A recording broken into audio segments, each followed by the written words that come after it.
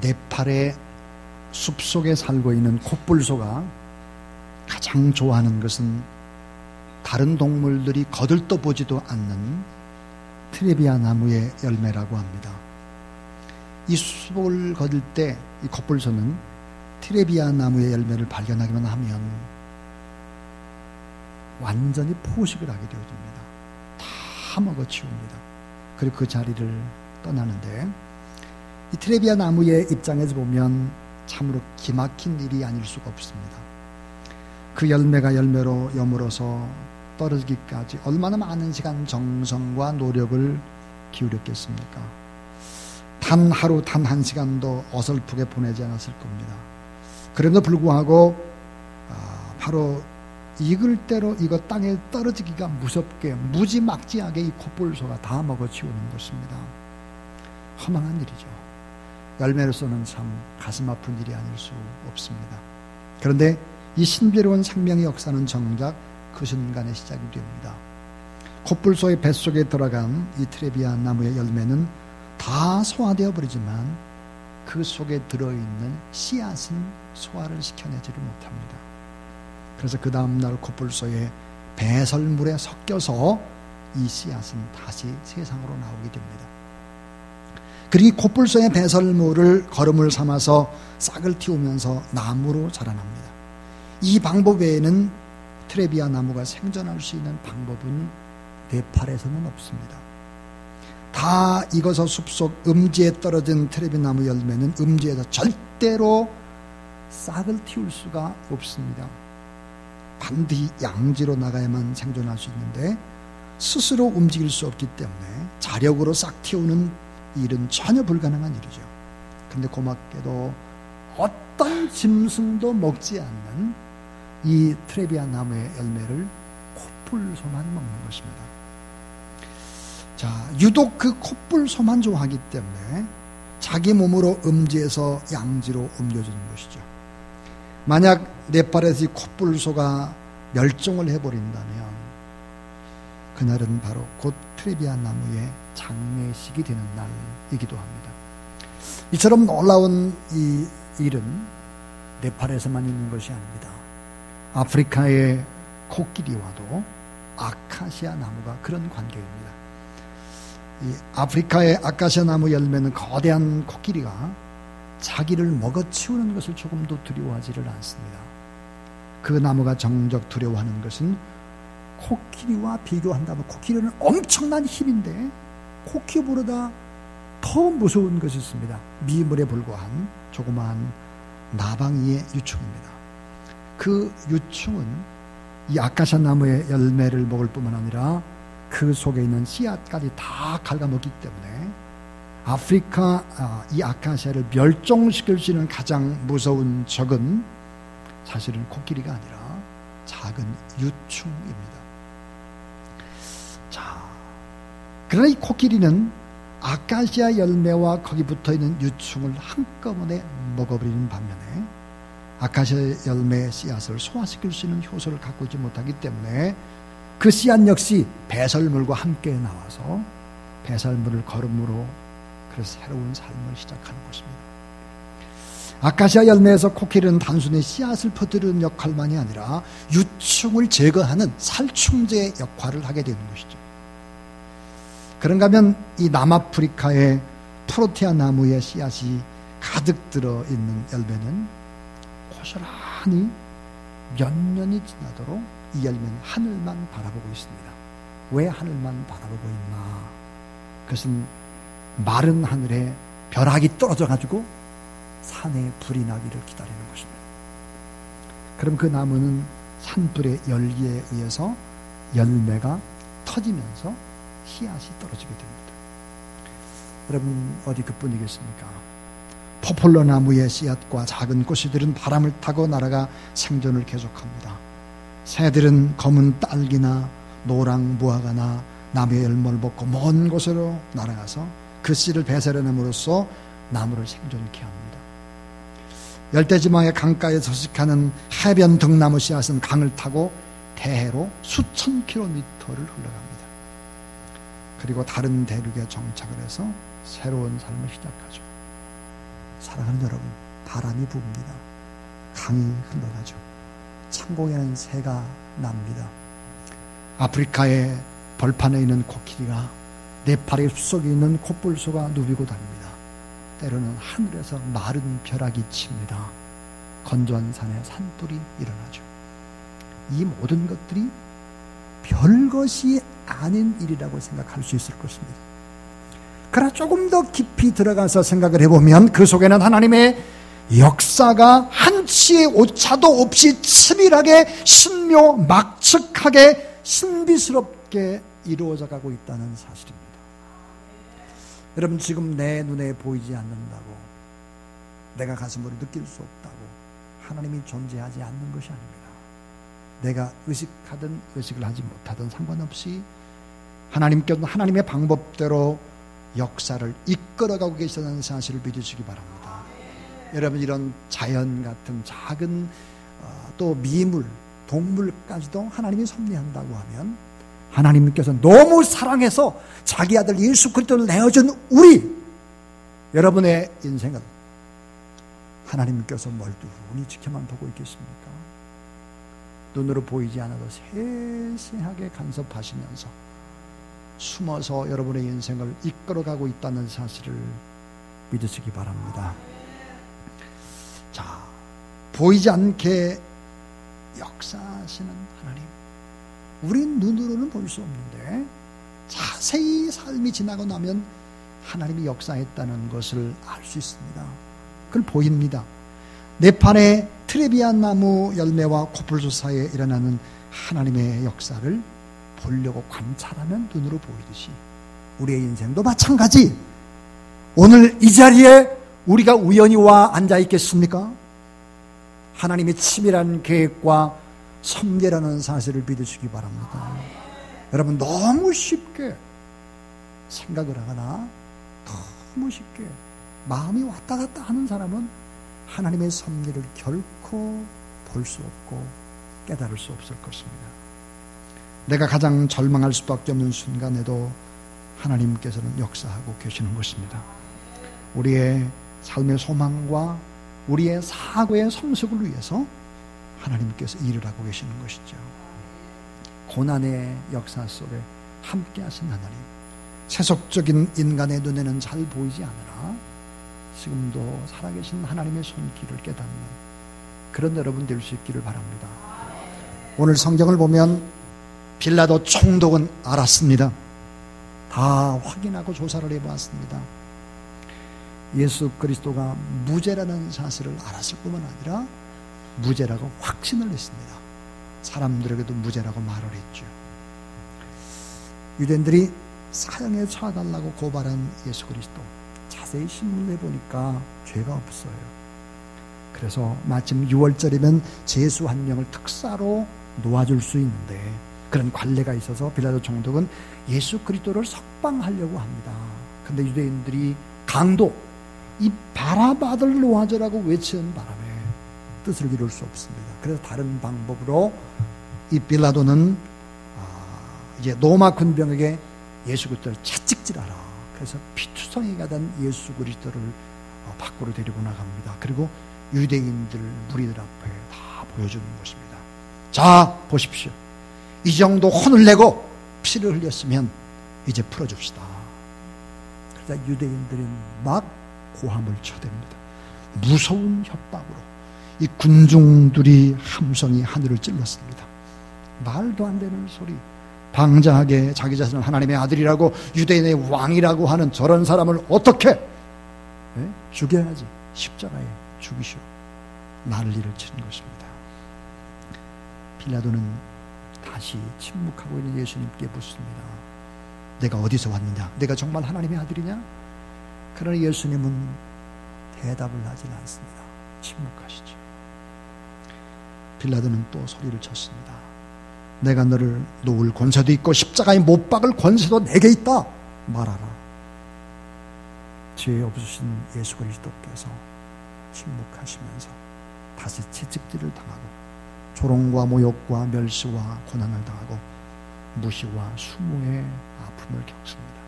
진리가 능욕을 받고 유린당하는 그 절망의 순간에도 하나님은 어떻게 했을까요?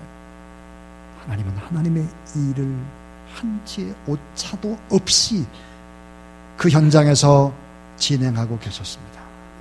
현실이라는 벽 속에 하나님은 숨어 계십니다. 그러나 하나님의 능력과 권세는 그때도 일하셨고 오늘 지금 이 시간도 일하고 계심을 믿으시기 바랍니다.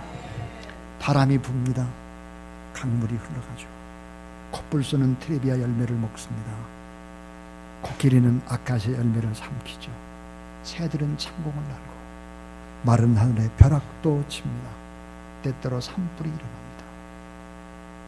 자연도 이런 이치 속에서 하나님의 일을 하고 있다면 우리가 하나님 앞에 예배 드리고 있는 여러분의 삶의 문제를, 우리의 문제를 방관만 하고 계신 하나님이 아니시죠. 오묘하게 신묘막측하게 신비스럽게 하나님의 거룩한 뜻을 이루어가고 있음을 믿으시기 바랍니다. 하나님은 숨어서 일하십니다. 시간이 지나면 다 합니다. 숨어서 일하기 때문에 때로는 모습을 잘 보여주질 않습니다. 그래서 꾸준히 지속적으로 주의 길을 걸어가는 사람은 나중에 다 알게 되는 것입니다. 오늘 저는 세 가지 얘기를 여러분에게 드리려고 합니다. 첫 번째는 따라해 주세요. 현실에 가려진 진리. 자, 현실에 가려진 진리입니다. 빌라도는 죄 없으신 예수 그리스도를 결국 사형으로 십자가에 내어줍니다. 정치적인 총독의 자리를 지키기 위해서죠. 자기 자신의 사리 사욕 때문에 결국 현실과 타협을 하는 것입니다. 하나님의 백성이라고 자부하던 유대인들은 예수 그리스도를 죽이기 위해서 로마 황제 가이사를 왕으로 부르는 엄청난 배교 행위를 하는 것이지요. 로마 황제 가이사를 주라고 부르는 것입니다. 뿐만 아니라 사두개인 바리새인들, 교회 공의의 지도자들, 그들은 자신의 명예와 자리를 지켜내기 위해서 불법을 저지릅니다. 모두 다 자신들이 원하는 개인적인 욕망과 개인적인 목적 앞에 진리를 버리는 것입니다. 진리를 위협하는 현실 앞에서, 진리를 벗어나게 만드는 현실 앞에서 적당히 타협하며 진실을 버리는 사람들입니다. 눈앞의 현실, 그 이익을 따라갔던 사람들이죠. 자, 빌라도는 유대인들의 환심을 사기 위해서 결국은 예수 그리스도를 내어주죠. 여러분, 빌라도 총독의 자리, 진리를 버리고 현실과 타협한 빌라도 총독의 자리는 몇 년이 갔을까요? 역사가 요세푸스는 이렇게 정언합니다. 빌라도 그는 불과 몇 년 후에 로마 황제로부터 파면을 당하게 되고 승진이나 다른 보직을 얻지 못합니다.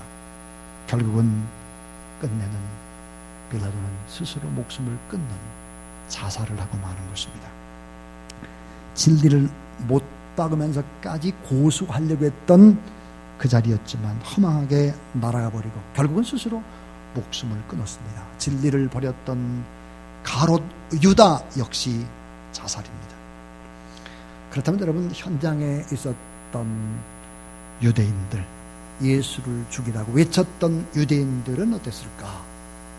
역사상 2000년 동안이라는 긴 시간 동안 여기저기 다니면서 유랑생활을 하고 고통을 겪어야 했습니다. 현실의 이익보다 눈앞의 안락과 사실은 자기의 목적을 위해서 진리를 버렸습니다. 그런 사람들의 최후는 이러했다 하는 것이죠. 사랑하는 여러분, 현실의 이익보다 눈앞의 안락함보다 진리를 선택할 줄 아는 그런 여러분 되시길 주의 이름으로 축원합니다. 자, 총독의 자리에 연연했던 빌라도, 그는 죽은 지 2000년이라는 긴 시간 관점에서 볼 때 그가 지키고 싶었던 총독이라는 자리는 전혀 중요한 자리가 아니었습니다. 자, 중요치 않은 진리를 중요한 것으로 착각했던 것이죠. 막상 그는 모든 중요한 것을 다 잃어버렸습니다. 자, 총독의 자리도 자기 자신도 송두리째 상실하고 진리를 잃고 지금까지 우리의 입술 속에서 사도신경 고백 속에서 본디오 빌라도의 고난받아 십자가 못 박혀 죽으시고 그 이름이 회자됩니다. 신앙 고백에 나오는 빌라도, 오늘 예수 이름으로 예배드리는 전 세계의 모든 그리스도인이 똑같이 고백하죠. 본디오 빌라도는 예수를 죽인 죄인 가운데 중죄인이라고 고백을 하는 것입니다. 앞으로 계속 그럴 것입니다. 한결같이 빌라도 이름을 부를 것입니다. 그런데 여러분, 이 삶과 전혀 다르게 인생을 살아간 사람이 있습니다. 사도 바울입니다. 바울은 이런 고백을 합니다. 갈라디아서 1장 10절에서 내가 지금 사람들의 마음을 기쁘게 하려고 하고 있는 것입니까? 아니면 하나님의 마음을 기쁘시게 해드리려고 하고 있는 것입니까? 아니면 사람의 환심을 사려고 하고 있는 것입니까? 내가 아직도 사람의 환심을 사려고 하고 있다면 나는 그리스도의 종이 아닙니다. 우리가 이렇게까지 하는 것은 사람의 환심을 사려고 하는 것이 아니라 우리의 마음을 살피시는, 따라하세요, 우리의 마음을 살피시는 하나님을 기쁘시게 해드리려고, 하나님을 기쁘시게 해드리려고 자기는 이런 일을 한다 하는 것입니다. 이 사도 바울은 불의한 세상, 불의한 사람들, 그들의 환심을 사려고 하지 않았습니다. 진리를 지키려고 했던 것이죠. 이것이 빌라도와 사도 바울의 가장 큰 차이점입니다. 빌라도, 그는 자기 자신을 중요시했습니다. 자기의 자리를 중요시했습니다. 자기의 것들을 중요시했죠. 사도 바울은 그렇지 않았습니다. 주님을 만나고 자기가 가치 있게 여겼던 모든 것들을 다 배설물로 버렸습니다. 미련 없이 버리고, 그리고 진리이신 예수 그리스도의 생명을 선택했습니다. 현실의 어려움이 닥쳐도 이겨나갔습니다. 그 결과 바울이 선택한 예수 그리스도 안에서 그는 영원한 의인으로 영원히 지금 이 순간도 높임을 받고 있는 것입니다. 사랑하는 여러분 어느 쪽입니까 하는 것입니다.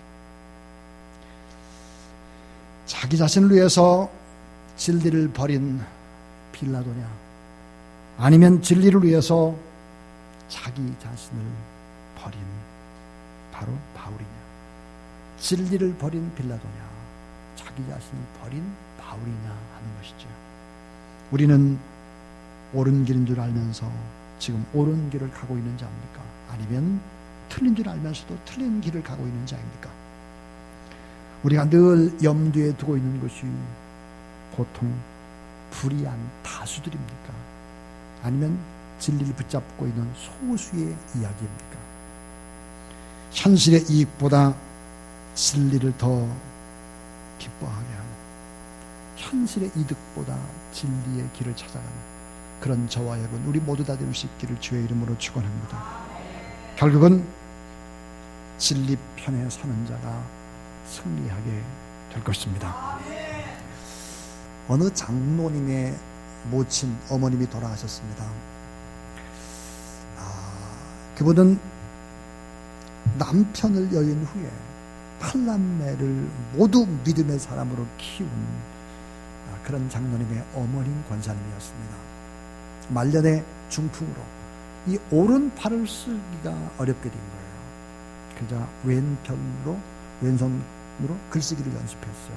그리고는 8자녀에게 물려줄 신앙의 유산을 준비하기 시작했습니다. 왼손으로 성경을 필사하기 시작한 거예요. 그래서 성경 필사를 계속 하고 성경 필사본 6권을 만들었습니다. 그리고는 7권째를 쓰시다가 하늘의 부름을 받았습니다. 권사님의 장례식은 조촐하게 치러졌지만 조문하는 사람들에게는 너무나 큰 감동을 준 것입니다. 서투른 왼손으로 쓴 성경 제본 6권과 7번째 쓴 것이 바로 영정사진 앞에 놓아 있었기 때문입니다. 그분의 삶은 100편의 설교보다 더 많은 생각을 어떻게 살아야 될지를 문상 오는 사람들에게 웅변적으로 보여줬습니다. 여러분, 이 땅에서 완벽한 삶을 사신 예수 그리스도, 우리가 그분처럼 인생을 살아낼 수는 없습니다. 그렇다고 주님, 부족하지만 제가 충성을 다하겠습니다. 제가 늘 넘어지고 자빠지는데 신실하게 살아내겠습니다. 이렇게 말하고 고백하고 끝까지 충성하는 그런 여러분의 인생이 될 수 있기를 주의 이름으로 축원합니다. 하나님, 우리가 성공한 사람이 되기보다는 신실한 자가 되기를 원하십니다. 잘 사는 웰빙보다는 이거 못지않게 잘 죽는 웰다잉을 더 원하십니다. 여러분, 숨어 계신 하나님, 그분은 현실에 가려진 진리였습니다. 두 번째, 오늘 이 본문을 우리에게 주는 교훈이 무엇일까요? 따라해 주세요. 고난에 가려진 영광. 고난에 가려진 영광입니다. 이 땅에 선교사로 와서 복음 전파는 물론이고 한국 문화 연구와 한국 독립을 위해 애썼던 선교사가 있습니다. 그분 바로 헐버트 박사입니다. 그의 저서 대한제국 멸망사에서 한국인은 도대체 종교가 무엇인지를 잘 모르겠다, 이걸 전제로 하고 다음과 같은 말을 이어가고 있습니다. 한국인들은 사회적으로는 유교인이고 철학적으로는 불교인이고 고난을 당할 때 보면 영혼 숭배자, 즉 미신을 믿는 사람이 된다. 따라서 한국인의 종교가 무엇인지를 알려면 그가 고난받을 때 어떻게 반응하는지를 보면 그가 유교인인지 불교인인지 우상 숭배자인지 기독교인인지 알 수 있다 그랬습니다. 참 놀라운 통찰력입니다. 역사적으로 볼 때 우리 민족의 모든 삶의 규범은 유교의 바탕을 두고 있습니다. 500년의 역사가 유교의 역사였으니까 그렇죠. 오늘날 어르신들이 신세대를 보면서 버르장머리가 없다, 이해가 안 간다, 막 이런 얘기하는 게 다 유교의 뿌리를 두고 있기 때문에 그렇습니다. 그런가 하면 우리가 명상이라든지 사색의 근간을 이루는 것은 불교적입니다. 예를 들어 사람들이 인생 무상이야, 다 인생이 그렇고 그래, 흘러가는 바람 같고 흘러가는 강과 같아, 이런 얘기를 한다든지 모든 본질은 둘이 아니라 하나라고 하는 불이사상이라든지 인간은 우주, 작은 우주고 신토부리 같은 사상, 다 불교에서 유래된 거죠. 그러나 여러분, 고난을 당하게 되면 한국 사람들이 너나 할 것 없이 어떻게 생각하면 내가 무슨 죄를 져가지고 우리 조상의 죄가 뭐라, 내가 뭘 잘못해서 이런 어려움이 오나, 이렇게 생각을 합니다.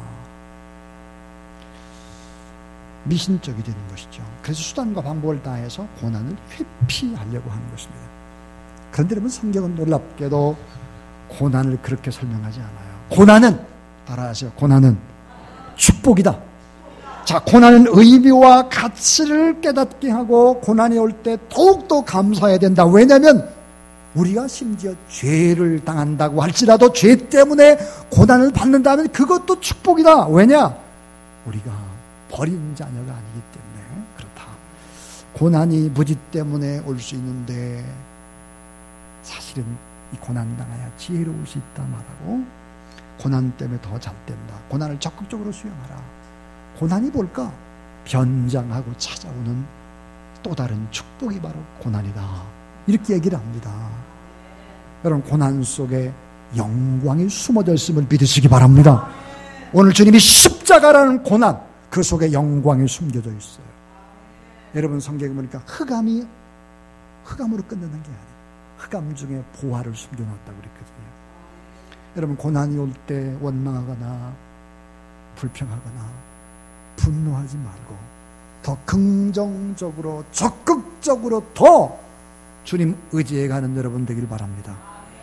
시편 119편 67절 72절 72절에 보니까 이렇게 되어 있습니다.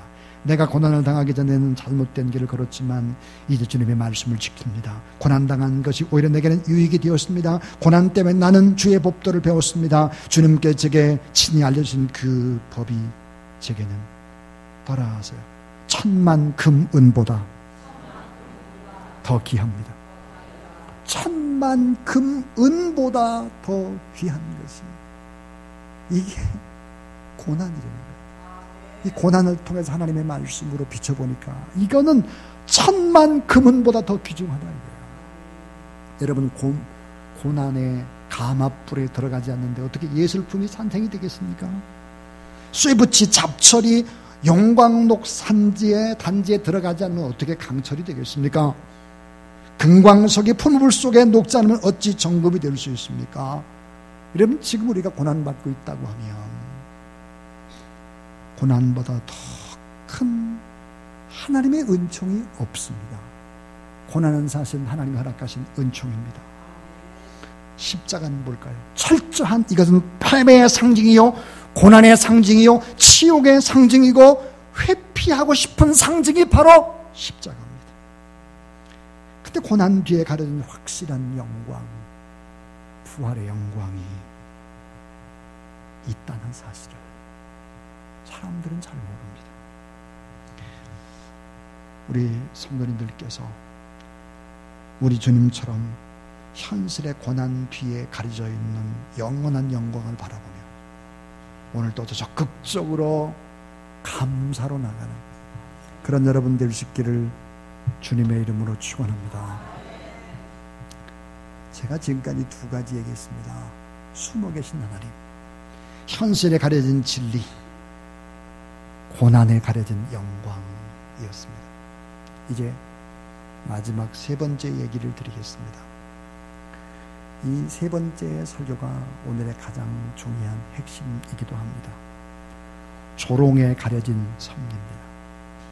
빌라도는 예수 그리스도의 십자가 위에 유대인을 조롱하는 의미로 빌라도가 직접 명패를 씁니다. 요한복음 19장 19절, 빌라도가 펜을 써서 십자가 위에 붙이니 나사렛 예수 유대인의 왕이라 기록되었더라 그랬습니다. 당시 죄수를 십자가에 처형할 때 죄수의 이름, 직책 혹은 죄명을 쓴 패를 십자가 위에 걸어놓았습니다. 예수님의 팻말은 아주 이례적으로 빌라도가 직접 썼습니다. 그 내용이 참으로 놀랍습니다. 나사렛 예수 유대인의 왕, 이 팻말을 본 대제사장과 사람들이 난리가 났습니다. 아니, 어떻게 예수 그리스도가 유대인의 왕이야? 어떻게 예수 그리스도가 메시아야? 말도 안 되는 소리. 이때 빌라도는 이런지하게 그들의 얘기를 거절해버립니다.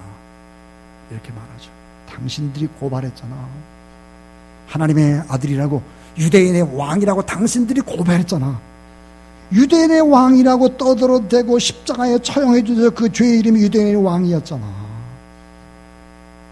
너희들이 그렇게 고발해서 내가 그렇게 썼는데 무슨 소리를 하고 있어? 요한복음 19장 20절에 보면 놀라운 일이 벌어집니다. 많은 유대인이 이 패를 읽는데 히브리와 로마와 헬란 말로 기록되었더라 그랬습니다. 경이롭게도 그 팻말은 빌라도가 썼는데 3개국의 언어로 기록되어 있었습니다. 히브리어는 유대인들이 그 당시에 사용하는 아람어였습니다. 또 로마어는 정복자로 로마 제국의 공식적인 언어인 라틴어였습니다. 근데 헬라어, 여러분들 알다시피 헬라라고 하는 로마 이전에 로마보다 훨씬 더 많은 세계의 땅을 가지고 있었던 떵떵거렸던 나라가 바로 헬라입니다. 로마 제국 이전에 오랫동안 세계를 제패했던 지배적인 언어로서 그 당시 라틴어보다 더 많이 사용되는 대중적인 언어 헬라어로 썼습니다. 전에 세계를 지배했던 언어, 지금 세계를 지배하는 로마, 그리고 히브리어로 썼습니다. 자, 조롱하려고 쓴 것입니다. 근데 이 조롱에는 놀라운 하나님의 섭리가 있었죠. 여러분 한번 이런 생각을 해보시길 바랍니다. 다시 한번 골고다의 광경으로 여러분 생각을 모아보십시오. 자, 골고다 언덕에 십자가가 세 개가 있습니다. 두 강도, 그리고 주님이 가운데 있습니다. 근데 우리 주님은 강도와 똑같은 모습이었습니다. 두 강도와 같이 못 박혔고, 두 강도와 똑같이 피 흘리셨고, 두 강도와 같이 옷을 다 벗었습니다. 알몸입니다. 알몸. 그럼 세 강도와 예수 그리스도는 구분이 안 돼요. 똑같죠. 근데 우리 주님의 십자가 그 위에는 친히 팻말을 붙여놓았습니다. 이분은 유대인의 왕이다. 이분은 하나님의 아들이다. 이분은 만인 메시아 구세주다. 특별히 히브리어로, 지금 전 세계를 지배하는 로마어로, 그 전에 세계를 제패했던 로마 제국인 헬라어로 유대인의 왕, 영원한 하나님의 왕이라고 써붙인 것입니다. 여러분, 흉측한 범죄를 저지른 강도와 구분했습니다. 자신의 죄 때문에 죽어가는 범죄자와 죄가 없지만 죽어가는 예수 그리스도와 구분했습니다. 죽음을 깨뜨리고 부활하실 예수 그리스도를 증명하기 위해서 그 패를 조롱하는 사람 빌라도가 직접 썼지만 그대로 이루어지게 된 것입니다. 우리는 종종 왕이신 예수 그리스도를 믿고 이 땅을 살아가죠. 세상 속에서 암담한 현실을 경험할 때가 참 많습니다. 그때 우리는 현실의 먹구름 뒤에서 통치하고 계시는 하나님이 잘 안 보일 때가 있습니다. 십자가에서 조롱받으시고 심판받으신 예수 그리스도의 섭리하심을 생각하십시오. 조롱하려고 써놓았던 펜만 그대로 하나님의 역사는 이루어졌던 것입니다. 조롱받으신 예수 그리스도가 진정한 만왕의 왕으로 살아나시고 지금도 우리의 친히 기도하시고 이 땅에 다시 오신다는 사실입니다. 오늘의 설교는 숨어 계신 하나님, 숨어서 역사하고 계신 우리 하나님에 관한 이야기였습니다. 우리는 잘못된 현실에 순응하며 적당히 살아가는 사람들이 아닙니다. 어두운 현실을 열어젖히고 고난을 영광으로, 조롱을 승리의 섭리로 바꾸시며 역사하신 만왕의 왕, 그 예수 그리스도를 따라가는 여러분의 삶이 될 수 있기를 바랍니다. 진리가 능욕을 받고 유린당하는 십자가상에서 그 절망의 상황 속에서 모든 여건이 끝난 것 같은 그때 하나님의 계획은 한치의 오차도 없이 계획대로 펼쳐가고 있었습니다. 바람이 붑니다. 강물이 흐르죠. 곱불소는 트레비아 열매를 먹고 코끼리는 아카시아 열매를 삼킵니다. 새들은 창공을 날고 때로는 산에 산불이 납니다. 마른 하늘에 날벼락이 치기도 하죠. 이것이 하나님이 이끌어가는 일이라고 한다면 우리가 너무너무 사랑하시는 주님이, 우리를 너무 사랑해서 예수 그리스도 내어주신 그 하나님의 사랑이 우리를 그냥 내버려 두고 있을 리가 없습니다. 우리 가운데 역사하시는 그 하나님, 한순간도 쉼이 없이 오묘하게도 신묘막측하게도 신비스럽게도 그지없이 펼쳐가고 있습니다. 놀라우신 하나님은 살짝 숨어 계십니다. 현실에 가려진 진리로 숨어 계시고, 고난에 가려진 영광으로 숨어 계시고, 조롱에 가려진 섭리로 숨어 계십니다. 하나님은 역사합니다. 우리가 우연히 던지는 언어, 우리가 하는 우연한 행동, 이런 것도 역시 하나님의 뜻을 이루어가게 될 것입니다. 그 하나님 바라보며 오늘도 진리의 길 멈추지 않고 계속해서 믿음의 순례길을 걸어가는 저와 여러분, 우리 모두 다 될 수 있기를 주의 이름으로 축원합니다.